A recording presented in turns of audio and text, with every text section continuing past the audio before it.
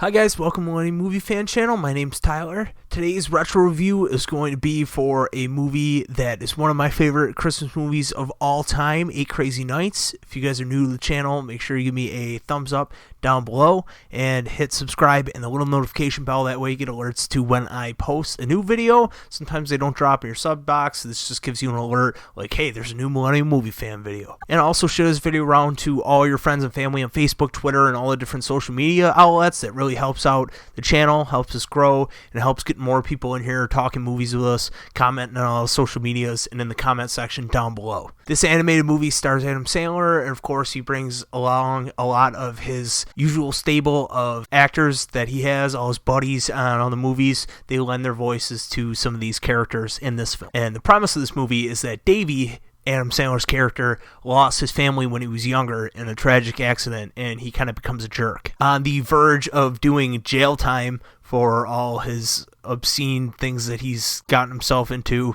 and all the trouble he's caused around town, he has a little furry Hanukkah angel that comes into his life in the form of this little person, Whitey, who is a character in and of itself. So enter Whitey Duvall, one of my favorite impressions of all time. My fingers are in your mouth, kitty, but I don't feel no teeth. And of course, Adam Sandler movies are known for their over-the-top characters, but man, Whitey is so over-the-top.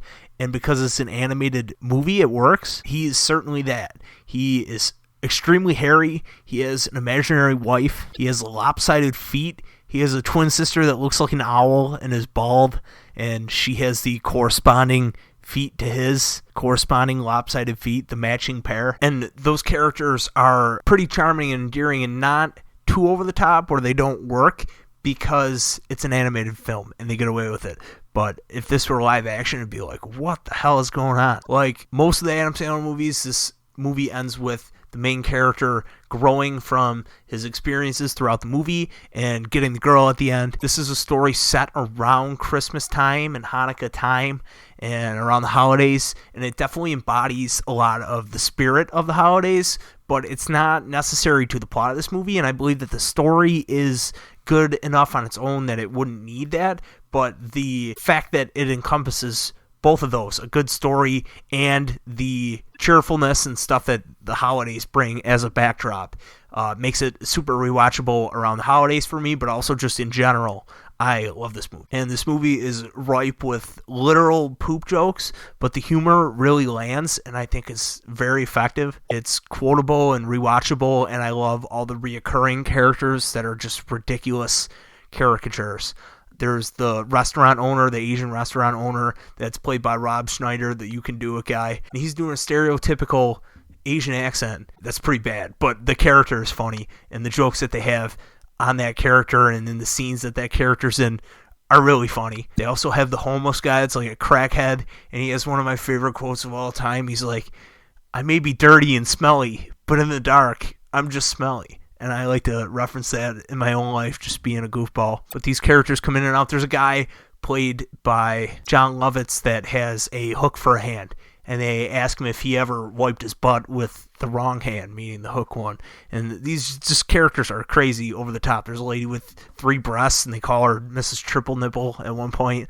This is just ridiculous. And it's only something he could do in an animated movie. Obviously, in real life, it would be like bizarre. The music and the soundtrack also slaps. The score is great, and the songs are very funny. The Technical Foul song, come on now. That song is a bop, dude. That song is awesome. Yeah, it's a technical foul. I love that, man. Adam Sandler even wrote a 3rd version of the Hanukkah song for this movie, so that alone made it worth it. And I also really appreciate, of all the great things I think that this movie has to offer, the animation style, and I would totally love to see them do another movie in this style, in like the Adam Sandler verse, even if it's not an Ace Crazy Nights sequel. But if it wasn't a Crazy Nights sequel, I would like that too. There's not a lot of Hanukkah movies out there. I think it's great that this movie had a lot of the Jewish holidays incorporated into it, and it wasn't just Christmas this and Christmas that, and it was a lot of Hanukkah, and it plays on the fact that even in that town where there was a lot of Jewish people,